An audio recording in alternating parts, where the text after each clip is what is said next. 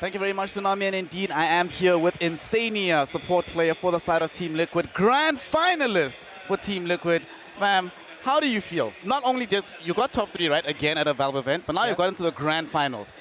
This is like a first for you, right? So how does it feel to be at this, like, the pinnacle now of Dota 2? It feels amazing. And, you know, last night we were, like, talking between us after we lost to Gladiators, and Blitz was like, yeah, I mean, we're in the top 3. Imagine, like, you know, you're going up against 2 of the best teams in the world. It would be insane of you guys to think that you can win. And he's just, like, going on and on about, like, how, you know, a stand-in difference is so big. And then I got really mad. I remember I went to bed, I was really angry, and I told Jabs, like, because we're sharing rooms, I told him, like, hey, we're going to win tomorrow. I don't care, we're going to win tomorrow.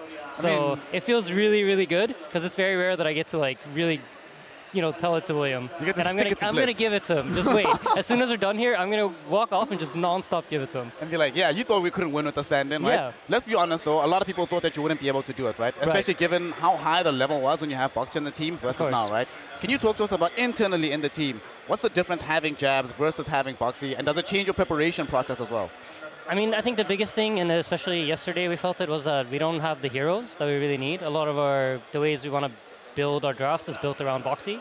So not having him was very, very big in that regard. And also he tends to lead a certain part of our game where we realize we're just like headless chickens, just like, I don't know what we're doing. We're just waiting for Boxi to tell us, like, all right, let's do this. And then there's just no Boxi. So today we decided, you know what, like, we'll just have to fill the gaps. We'll just have to play the heroes. They won't be as good as Boxi, but we'll just do our best.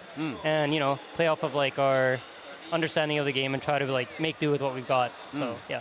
Does it kind of feel like now, because one of the things I remember you guys talking about in the interview is that you went out of your way to try and rebuild your team structure and identity as like a group of really good players, not necessarily a selection of individually excellent players, right? Yeah. Do you think now that you have one of the key members of the team taken away, does that kind of refacilitation pay off now when you have difficulties versus if it was just all smooth sailing?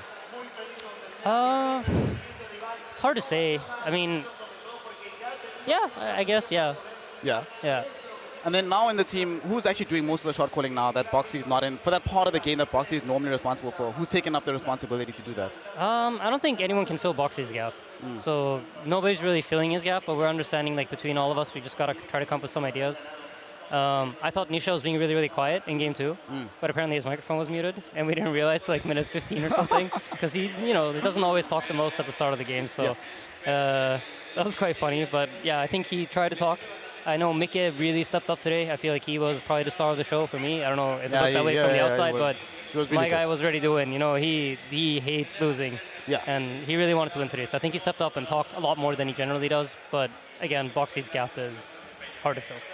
Given that, like, most of the team are not now going into those grand finals, right? In the event, not only is it the first grand finals for most of you, the first major tournament for most of you getting to the finals, it'll be your first trophy as well, right?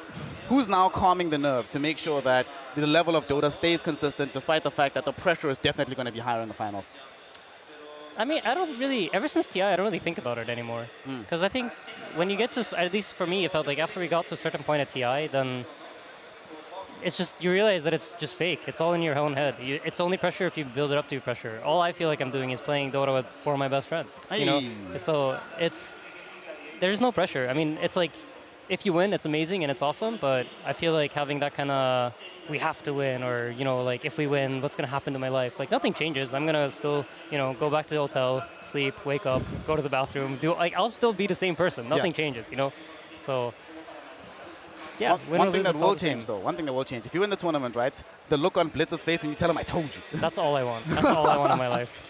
Who cares about winning trophies? It's all about sticking it to your coach. But that's from iNSaNiA, one of the support players on the side of Team Liquid, now guaranteed in the grand finals, 1 series away from potentially claiming his first major trophy. Good luck, have fun, and keep playing Dota with your friends, fam. Thanks, man. iNSaNiA, we'll see you later for the grand finals. Back to you, Tsunami and the gang.